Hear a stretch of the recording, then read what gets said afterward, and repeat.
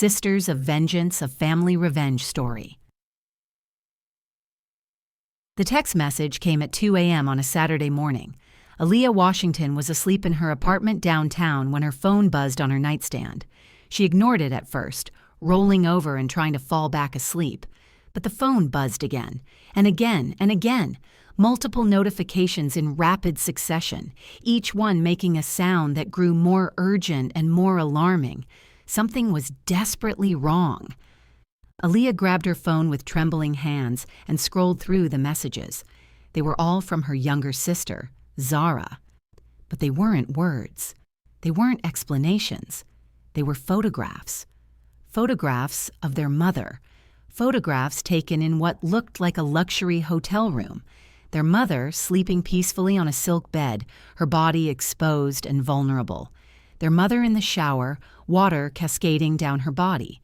Their mother in her underclothes, in moments of private intimacy that should never have been captured. The photographs were intimate, invasive, obscene, the kind of violation that takes away a person's sense of safety forever. Below the photographs was a single message from an unknown number. Your sister wanted you to see what we have. Tell her to cooperate, or these go online. Tell her tonight. We're not patient people. Aaliyah's heart stopped. It didn't just skip a beat. It stopped completely for several seconds. When it started again, it was racing so fast that she thought she might have a heart attack. She called Zara immediately, her hands shaking so badly that she could barely hold the phone. Zara answered on the first ring. Her voice was panicked, whispered, desperate. "Did you get the pictures?" Zara asked. "What is this?" Aaliyah demanded. "What's happening? Zara, what is going on?" "We're being blackmailed," Zara said, her voice breaking. "Mom is being blackmailed. Someone took pictures of her without her knowledge. Someone was in her room. Someone recorded her. Someone has compromising images, and they're threatening to release them unless she does what they want." "Jesus Christ," Aaliyah whispered. "Zara, this is insane. Have you called the police? Have you told Mom?" "I can't call the police," Zara said. "The message said not to. The message said if we contact law enforcement, they'll release everything immediately. I had to tell you first. I had to get advice before I tell Mom." "What do they want her to do?" Aaliyah asked, her mind already spinning through possibilities. Nothing good could come from a demand like this. "I don't know yet," Zara said. "I got the warning message first. I haven't heard what they want. But if she doesn't cooperate, they're going to release the images online. They're going to post them everywhere. They're going to destroy her reputation. They're going to humiliate her in the most public way possible." Aaliyah felt rage building in her chest, a rage so intense that her vision actually blurred for a moment. "Who is doing this?" she asked. "Who would do something like this? Who could be this evil?" There was a long pause on the other end of the line. "I think it's Marcus," Zara said quietly. "I think it's Marcus King." Aaliyah felt the world tilt beneath her. Everything suddenly made sense in a horrible, sickening way.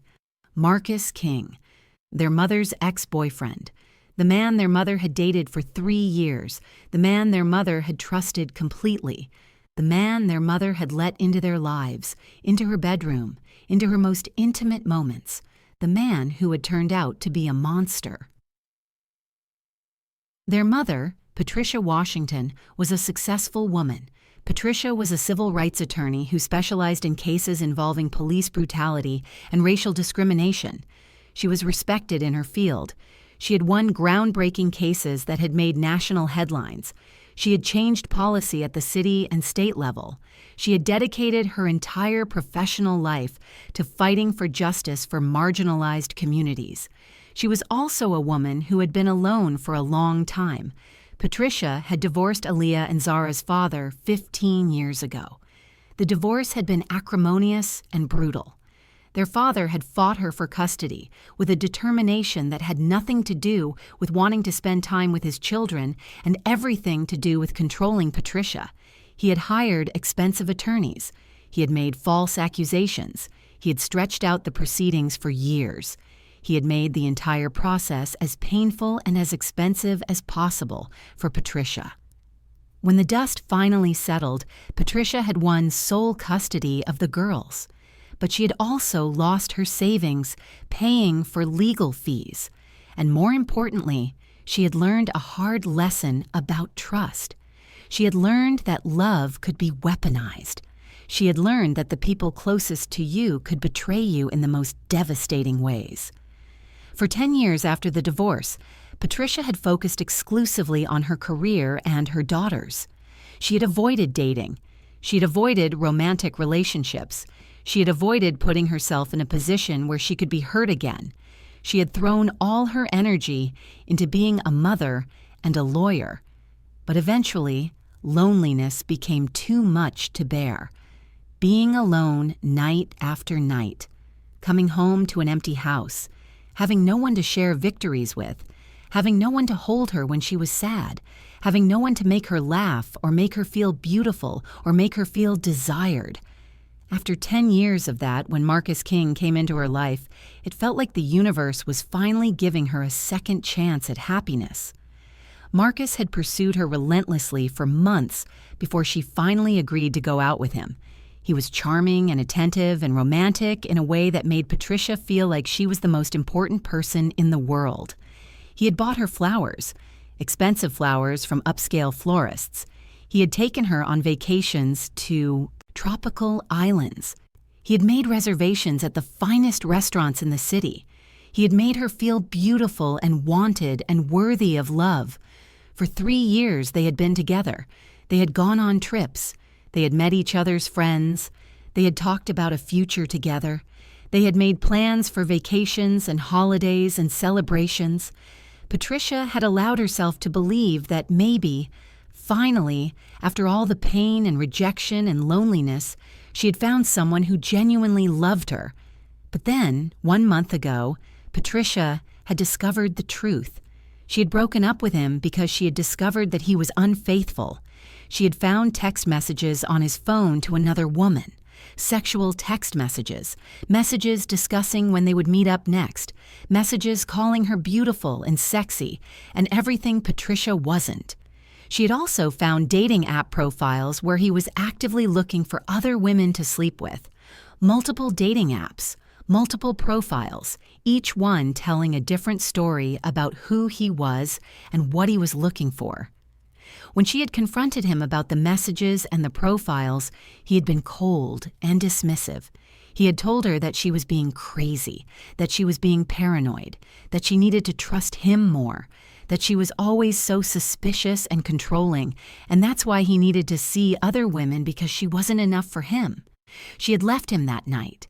She had told him to get out of her apartment. She had changed the locks. She had blocked his number. She had thought it was over. She had been wrong.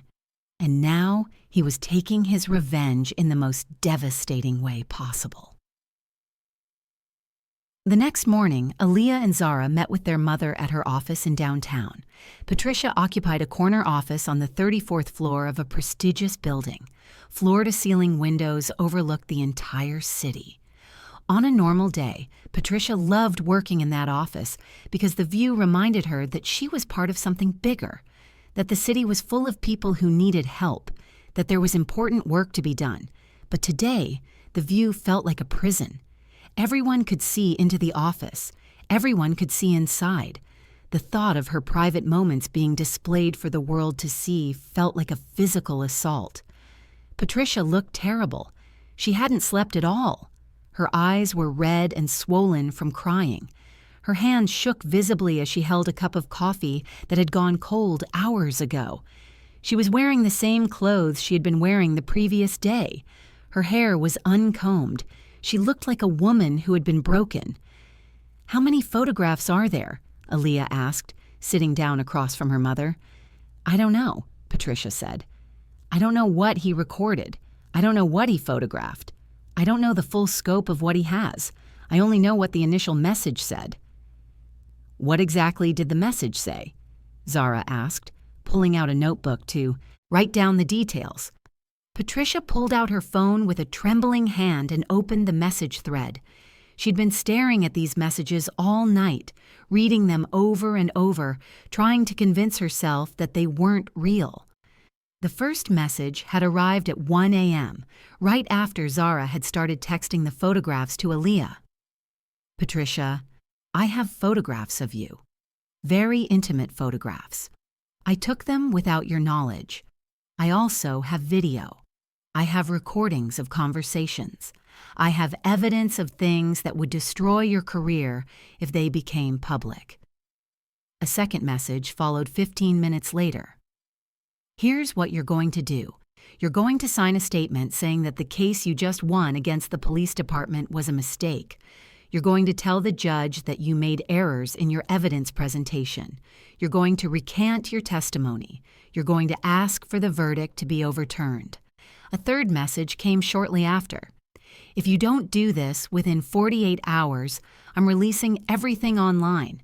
I'm sending it to every major news outlet. CNN, Fox News, every local news station. I'm posting it to every social media platform, Instagram, Twitter, TikTok, Facebook, Reddit. I'm emailing it to your law firm. I'm destroying your career. I'm destroying your reputation. I'm destroying your life. Everyone will see you. Everyone will know what you look like naked. Everyone will know your most private moments. A fourth message was more specific. You have 48 hours from now. That gives you until tomorrow night at 1 a.m. Don't contact the police. Don't contact the FBI. Don't contact anyone. Don't hire a lawyer. Don't tell anyone what I'm asking you to do. If I find out that you've gone to law enforcement, if I find out that you've told anyone, I release everything immediately. You have 48 hours. A final message read, and Patricia, don't think about going to the police and then having them arrest me. I've already sent copies of everything to multiple email accounts. If anything happens to me, if I get arrested, if I get fired, if anyone comes after me, the emails automatically send. You can't stop me. You can't win. You have 48 hours to decide whether your career is worth more than your dignity. Aaliyah read the messages and felt a combination of emotions that seemed to cancel each other out. Horror at what had been done to her mother, rage at Marcus King, and underneath all of that, a cold determination. She had always been the calm one, the strategic one, the one who thought through problems logically while others were overwhelmed by emotion. Right now, she could feel the strategic part of her brain coming online. We need to go to the police, Aaliyah said, her voice steady and calm. No, Patricia said immediately, almost violently. He said not to go to the police. He said if we go to the police, he releases everything immediately. He said that because he knows that going to the police is the only thing that will actually stop him, Aaliyah said. If we don't go to the police, what stops him from doing this again? What stops him from continuing to blackmail you indefinitely? What stops him from releasing the photographs anyway after you sign the statement? He's a predator, Mom. Predators don't stop unless someone makes them stop. He'll release the photographs, Patricia said. He'll destroy everything I've built. Do you understand what that means? Do you understand what it means for those photographs to be online? I'll never be able to get them down. They'll exist forever. Anyone who wants to can find them. They'll follow me for the rest of my life. Maybe, Aaliyah said, but maybe he's bluffing. These predators rely on fear. They rely on you being too scared to do anything. And if he's not bluffing, if he does release the photographs, then at least we'll have law enforcement involved. At least we'll have documentation of the crime. At least we'll have a chance to fight back. Right now, you're just giving him what he wants without any resistance. Patricia was quiet for a long moment. She looked at her two daughters. She looked at their faces, at their determination, at their refusal to accept that this was inevitable. This case I just won, she said quietly. It was a landmark case. A 17-year-old girl named Keisha Washington, no relation to us but same last name. The police department illegally strip-searched her. They violated her rights. They traumatized her. They took away her sense of safety and dignity. I proved that. A jury agreed that. An innocent young woman got justice." She looked directly at Aaliyah. "If I sign that statement, if I say I made errors, that verdict gets overturned. That girl loses her justice. Those police officers get away with what they did, and nothing changes. Everything I worked for gets destroyed. Everything that girl fought for gets destroyed." She took a deep breath. "So we go to the police," Zara said. "We report the blackmail. We let them handle it." "And what if he releases the photographs anyway?" Patricia asked. "What if he's willing to sacrifice his own freedom just to destroy me? What if he's just using this as an excuse to release them?" "Then we deal with it," Aaliyah said, her voice firm. "Together, as a family. But we don't let him win. We don't let him take away your integrity. We don't let him destroy that girl's case. We don't let him destroy other women. Because if he gets away with this, he's going to do it to someone else. He's going to find another woman and he's going to exploit her and he's going to blackmail her and he's going to ruin her life." Patricia looked at her daughters. She saw the strength in them, the determination, the refusal to accept injustice, the refusal to let fear control their actions. She had raised them well, very well. "Okay," she said finally. "We go to the police." Detective Maurice Williams listened to Patricia's story with the kind of calm professionalism that came from 25 years of dealing with criminals and victims, and the twisted psychology that drove people to commit unspeakable crimes. He was a man in his mid-50s, with gray at his temples and deep lines around his eyes that had seen too much of human cruelty to be easily surprised by anything. Eyes that had seen the best and worst of humanity. He took notes as Patricia told her story. He didn't interrupt. He didn't offer false sympathy. He just listened and documented everything. When Patricia finished, Maurice sat back in his chair. "Blackmail and extortion," he said, "with sexual imagery used as leverage. This is serious federal crime material. This goes beyond my department. We need to bring in the FBI. This is cybercrime. This is a federal offense." He made a phone call immediately, and within 2 hours, Patricia was sitting in an FBI field office in a room that smelled like coffee and old papers, talking to a special agent named Jennifer Martinez. Jennifer was a woman in her early 40s with sharp eyes that missed nothing and a no-nonsense demeanor that immediately put Patricia at ease. Jennifer had worked in the cybercrimes division for 17 years. She had dealt with countless blackmail cases, extortion schemes, cases involving intimate imagery, cases involving predators who use sexual imagery as weapons. She knew how to fight back. "The first thing we need to do," Jennifer said, "is determine exactly what he has. We need to know if the photographs actually exist or if he's bluffing. We need to know if he has video. We need to know the full extent of what we're dealing with. We need to know how extensive his operation is." "How do we do that?"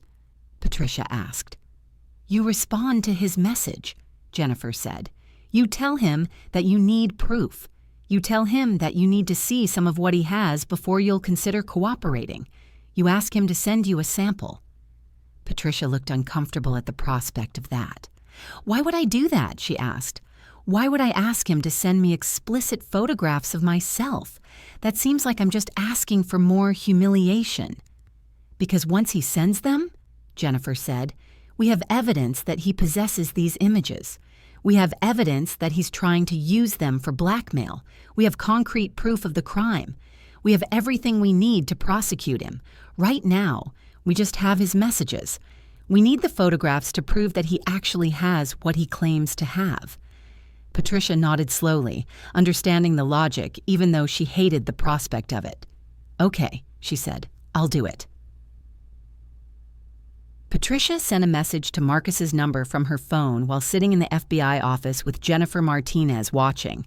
"I received your message, but I need proof before I do anything. I can't destroy my career based on your word alone. I need you to send me samples of what you claim to have. If I'm going to ruin myself, I need to know that you actually have what you say you have. If this is real, send me proof." For 4 hours, there was no response. Patricia, Jennifer, and Aaliyah sat in the FBI office waiting. Nobody spoke much. The silence was filled with anticipation and dread. Then Marcus replied, "Smart. You're finally thinking clearly. You're finally understanding that I'm serious. Here are some samples. Enjoy looking at yourself." He sent 3 photographs. Patricia had to look away. The photographs were real. They were explicit. They showed her body in ways that she had never intended anyone to see. They showed her in a moment of complete vulnerability. They showed intimate parts of her that only a lover should ever see. The photographs were deeply invasive and humiliating. They showed her in private moments that she had never intended to be captured on film. The violation was so complete and so profound that it made Patricia feel physically ill. She ran to the bathroom and vomited. When she came back, Jennifer had already seized the photographs as evidence. They had been backed up to the FBI's secure servers. They were now part of an official investigation. Jennifer began the process of tracing the number that the messages were coming from. It was a burner phone, cheap, disposable, the kind that could be bought at almost any convenience store using cash. No registration required, no identification needed, but burner phones weren't invisible. Jennifer traced the phone's activity. The phone had been used to access the internet through multiple coffee shops and public locations around the city. The phone had pinged off cell towers in various locations. The phone had left a digital trail, even though the owner had been careful not to use it from his home or his work. "He's being careful," Jennifer said. "He's using a burner phone. He's not connecting from his home or his work. He's moving around. He's trying to stay invisible." But invisible was different from untraceable. Jennifer pulled security footage from the coffee shops that the phone's location data indicated it had accessed the internet from. And in the footage from a Starbucks downtown, there was Marcus King, clear as day, unmistakable, sitting at a table with a laptop, using the burner phone, accessing the internet, his face visible in multiple camera angles, his hands visible, his distinctive tattoos visible, everything visible. "We have him," Jennifer said. "We have solid, undeniable evidence. We can arrest him right now. We can charge him. We can have him in custody within the hour." But Aaliyah, who had been sitting quietly in the corner of the office listening to everything, spoke up. "Wait," she said. "We should wait." Jennifer turned to look at her. "You're thinking like a prosecutor," Jennifer said. "Why?" "Because my mother is a lawyer," Aaliyah said, "and I've learned from watching her work that you don't just arrest a predator. You build an airtight case. You let him commit more crimes. You let him incriminate himself further. You gather evidence that he can't explain away. Then you arrest him, and you have everything you need to bury him for decades." Jennifer looked at Aaliyah with new appreciation. "You're right," Jennifer said. "We should wait. Let's set a trap." Patricia sent another message to Marcus. "I got your samples. I understand what you have. I understand the situation I'm in, but I need to think about this. You're asking me to destroy my career. You're asking me to perjure myself. You're asking me to commit multiple felonies. I need to make sure this is the right decision. Give me another 48 hours. I'll give you my answer in 2 days." Marcus responded immediately, clearly excited that Patricia was considering his demands. "Fine, but don't contact anyone. Don't go to the police. And remember, I'm watching you. I know where you live. I know where you work. I know your daughters. Don't do anything stupid." The threat about knowing her daughters made Patricia's blood run cold. FBI agents were already monitoring Marcus's phone. They were already tracking his location. They were already working on building a case that would be absolutely bulletproof. But now they also had a direct threat against Patricia's children. That elevated the danger level exponentially. Over the next 2 days, Marcus sent Patricia increasingly explicit messages. He sent more photographs from different locations and different times. He sent video clips of her in private moments. He detailed exactly what he would do if she didn't cooperate with his demands. And most incriminatingly, he confessed to recording her without her consent. In one message, he wrote, "I've been recording you for 2 years, Patricia, since the beginning. Every moment you were naked, every moment you were vulnerable, every moment you thought you were alone. I was there. I captured all of it." In another message, he wrote, "I'm not just going to post these, I'm going to sell them. Do you know how much people will pay for videos of a prominent civil rights attorney? Do you know how many men would pay to see this?" In a third message, he detailed his plans. "I've already identified 7 other targets, 7 other women who are going to go through exactly what you're going through.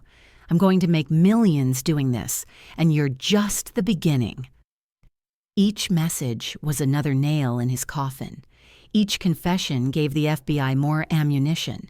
Each threat gave them more evidence. On the evening of the second day, Patricia sent a final message that Jennifer had carefully crafted with her. "I'm going to cooperate. I'm going to sign the statement tomorrow morning. I'm going to recant my testimony. I'm going to ask the judge to overturn the verdict. You win. You broke me. You've got what you wanted." Marcus responded with a series of laughing emojis and explicit language describing what he was going to do next. He wrote, "I knew you would break. I knew you would eventually understand that I had control over you. I knew that fear would win. Now go sign that statement, and then I'm going to release everything anyway, just for fun." That last message was the final piece. He had just admitted that he was going to release the photographs regardless of whether Patricia complied with his demands. He had just proved that his demands were not legitimate, that they were designed to humiliate and control her, not to protect him. At that moment, at exactly 10 p.m. on a Thursday night, FBI agents and local law enforcement knocked down the door of Marcus King's apartment.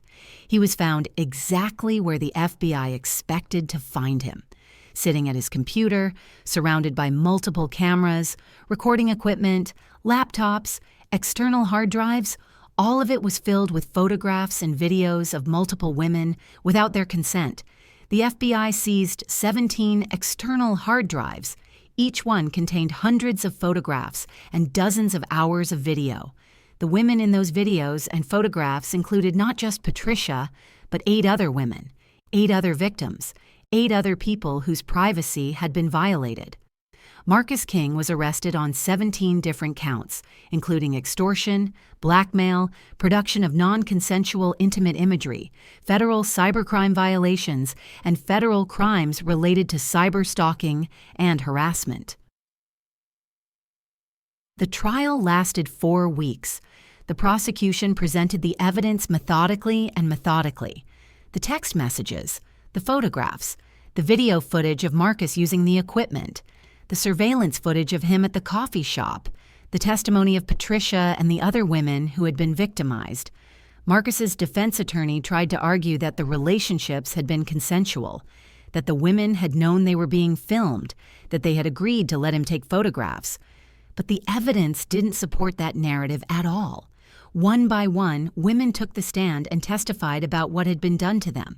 A nurse named Yolanda testified about waking up to find a hidden camera in her shower.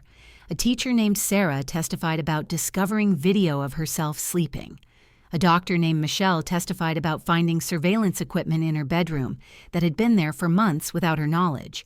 Each woman testified about the psychological trauma of knowing that someone had violated their most private moments. The shame, the violation, the anger, the sense that their bodies had been stolen from them, the sense that their privacy had been violated in the most complete way possible. The jury was disgusted. They looked at Marcus King with contempt. They looked at the evidence of what he had done, and they saw a predator, a man who had made a deliberate choice to violate women, a man who had enjoyed the violation, a man who had built a business around the violation.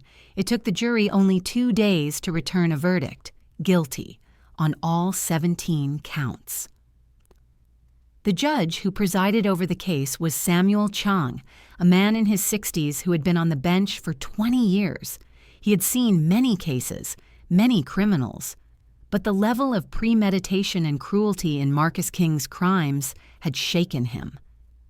"Marcus King," Judge Chang said from the bench, his voice cold and filled with disgust, "you are a predator.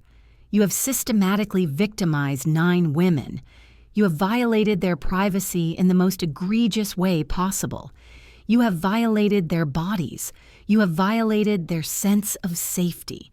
You have violated their right to control their own image and their own bodies." He paused, looking directly at Marcus. "You installed cameras in their homes. You recorded them without their knowledge or consent. You did this for years. You did this deliberately. You did this because you enjoyed it. You profited from it. You built a business around the violation of women." Judge Chang's voice grew louder and more forceful. "And when these women rejected you, when they tried to move on with their lives, you decided to use the images you had stolen to control them. You decided to blackmail them. You decided to extort them. You decided to humiliate them further." He struck his gavel with force. "Therefore, it is the judgment of this court that you, Marcus King, be sentenced to 42 years in federal prison. You will not be eligible for parole for 30 years. You will spend the remainder of your natural life in prison, and you are ordered to pay restitution in the amount of $5 million to be distributed among your victims." Marcus screamed that it was unfair. He screamed that the women had consented. He screamed that he was being persecuted. He screamed about government corruption and false accusations. But nobody was listening. He was led away in handcuffs by U.S. Marshals, his cries echoing through the courtroom as he was removed from the courtroom for the last time as a free man. The case became national news. A powerful civil rights attorney who refused to be blackmailed, who stood up to a predator, who brought a criminal to justice, who fought back. The story captured the imagination of news outlets across the country.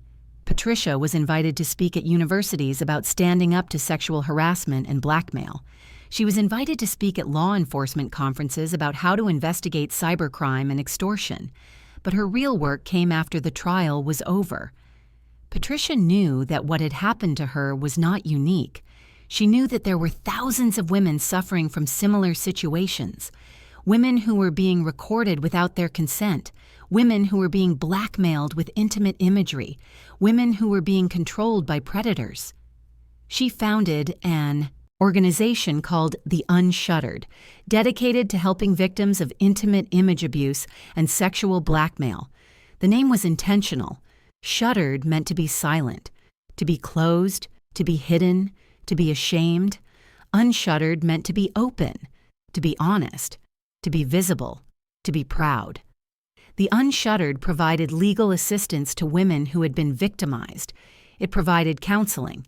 It provided support groups where women could talk to other women who understood exactly what they were going through. It provided resources to women who had been victimized in the way that Patricia and the other women had been victimized. Within 5 years, the Unshuttered had helped over 300 women take legal action against those who had violated their privacy. 300 women who had found the courage to fight back. 300 women who had refused to be silent. Within 10 years, that number had grown to over 800. Aaliyah used her experience helping her mother fight back against Marcus King to change her own career path. She had been working as a marketing executive for a pharmaceutical company. She had a good salary and benefits and a comfortable life. But it had felt hollow. It had felt like she was working on something that didn't matter. After witnessing how her mother had fought for justice, after seeing what was possible when someone refused to accept injustice, Aaliyah decided that she needed to change the trajectory of her entire life.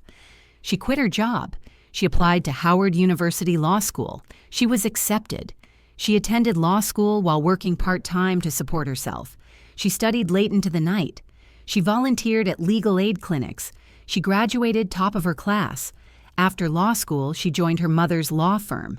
Together, Patricia and Aaliyah began specializing in cases involving intimate image abuse and sexual blackmail. They represented victims.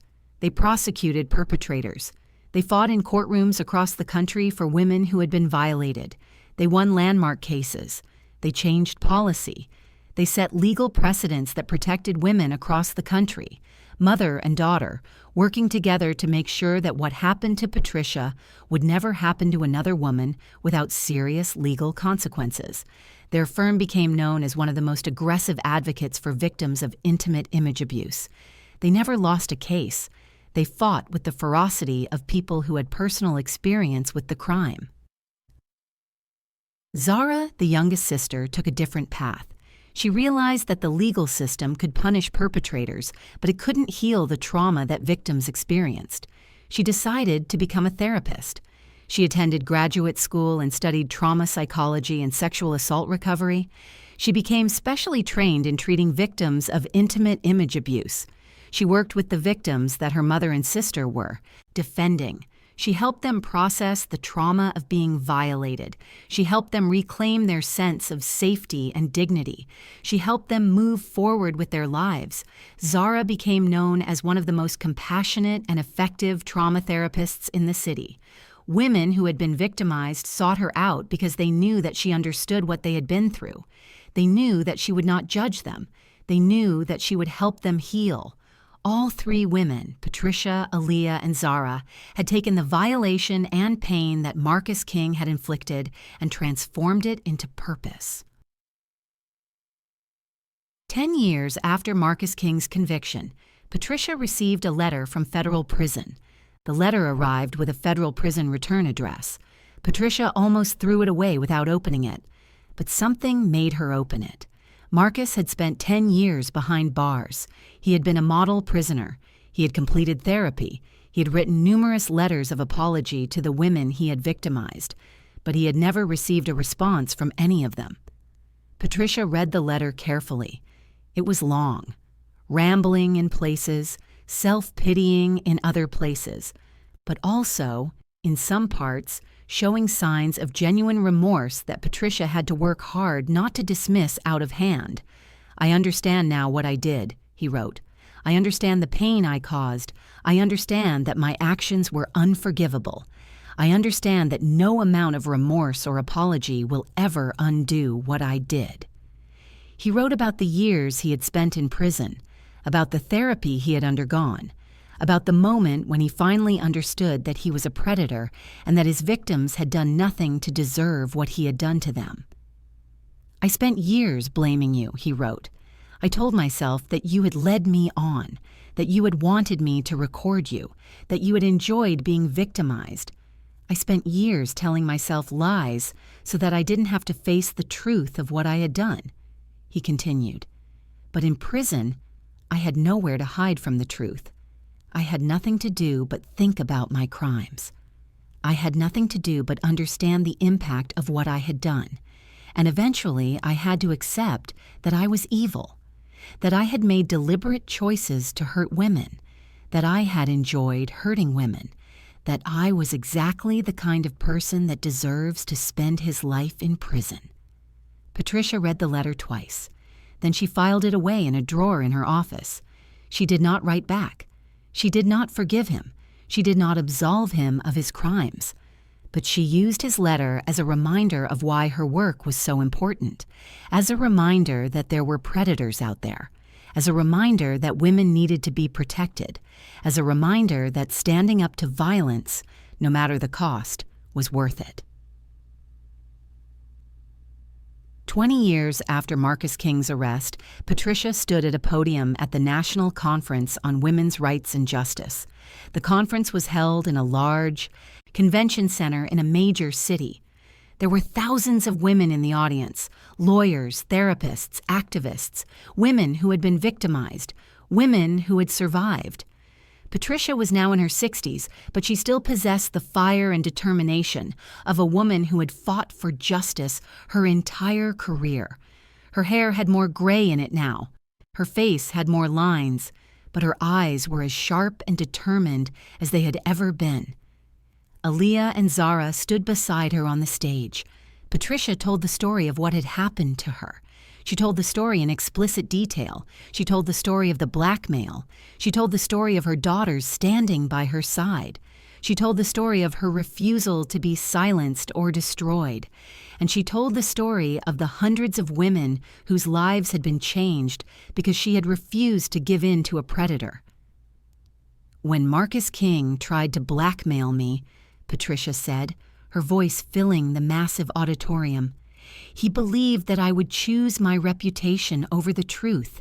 He believed that I would sacrifice my integrity to protect myself.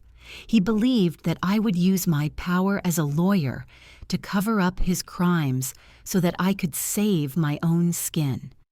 She paused, letting the words sink in. "He was wrong about all of those things. And when I refused to cooperate with him, he believed that I was the one who would be destroyed. He believed that by releasing the photographs, he would ruin my career and my life. He believed that he had won. He believed that he had broken me." She looked out at the audience of thousands. What he didn't understand was that the truth is more powerful than shame. What he didn't understand was that there is strength in vulnerability. What he didn't understand was that standing up to a predator, even when it costs everything, is the only way to truly survive. She talked about her daughters, about how they had stood by her, about how they had each taken the violation and transformed it into purpose. "My daughter, Aaliyah, is now helping hundreds of women every single year as a lawyer," Patricia said. "She specializes in cases involving intimate image abuse. She fights predators in courtrooms across this country because her mother refused to be silenced, because her mother refused to accept blackmail, because her mother chose justice over comfort." She continued, "My daughter Zara is now helping hundreds of women heal from trauma as a therapist. She works with survivors of intimate image abuse. She helps them reclaim their lives. She helps them understand that what happened to them was not their fault, because her mother refused to be silenced, because her mother refused to accept blackmail, because her mother chose justice over comfort." Patricia's voice grew stronger, more powerful. "The organization I founded, the Unshuttered, has helped over 800 women take legal action against those who victimized them. 800 women who found the courage to fight back. 800 women who refused to be silent. 800 lives changed because I refused to be silenced, because I refused to accept blackmail, because I chose justice over comfort." The standing ovation lasted for 10 minutes. Women stood and cheered. Many were crying, some were screaming. The emotion was raw and powerful. When the applause finally died down, Patricia continued, "I want to say something directly to the women in this audience who are currently being victimized, who are currently being blackmailed, who are currently being controlled by someone who has taken intimate images of them." She stepped to the edge of the stage. "I know you're scared. I know you're ashamed. I know you feel like your life is over. I know you feel like giving in to the predator is your only option. I know all of that because I felt all of that." Her voice became even more intense. "But I'm here to tell you that there is another way. There is a way to fight back. There is a way to reclaim your life. There is a way to destroy the person who victimized you. And that way starts with telling someone, starts with going to the police, starts with refusing to be silenced." She pointed to Aaliyah. "My daughter and I will help you. The Unshuttered will help you. There are resources. There are people who understand. There are people who will fight for you." Patricia's final words were delivered with such force that they seemed to resonate throughout the auditorium. Predators rely on silence. They rely on shame. They rely on women being too scared to speak up. But when a woman speaks up, when a woman refuses to be silent, when a woman refuses to be ashamed of being victimized, when a woman transforms her pain into purpose, that is when real change happens. That is when predators lose their power. That is when justice is served. The moral of this story is profound and far-reaching. Sometimes the most powerful thing you can do is speak the truth, even when that truth is embarrassing or humiliating or deeply private. Sometimes the greatest victory is standing up to a predator, even when that predator has weapons against you. Sometimes choosing justice means exposing yourself. It means allowing your own vulnerability to be used as evidence. It means putting your own trauma on display so that others can see it and understand it, and use it to create change. Patricia Washington could have paid Marcus King off. She could have signed the statement he demanded. She could have protected her reputation at the cost of justice. She could have allowed a guilty verdict to be overturned. She could have stayed silent. Instead, she chose justice. And in choosing justice, she saved not just herself, but hundreds of other women who might have suffered the same fate. She demonstrated that predators like Marcus King rely on shame and silence to maintain their power. They rely on women being too embarrassed or too afraid to speak up. They rely on women prioritizing their own reputation over the protection of others. But when a woman speaks up, when a woman refuses to be silent, when a woman refuses to be ashamed of being victimized, when a woman transforms her pain into purpose, that is when real change happens. That is when predators lose their power. That is when justice is served. Patricia Washington, her daughter Aaliyah, and her daughter Zara are proof that standing up to sexual violence is possible. That justice is possible. That transformation is possible. And every woman who has been helped by the unshuttered is proof that standing up for what's right changes the world. Not just for you, but for everyone who comes after you. Not just for today, but for generations to come. The End Sisters of Vengeance, a family revenge story. Because women fight, because justice matters, because sometimes the most powerful revenge is refusing to be silent, because truth is more powerful than shame, because a mother's strength becomes her daughter's legacy, because standing up to predators is the only way to stop them, because 800 women are free, because 3 sisters refuse to accept injustice.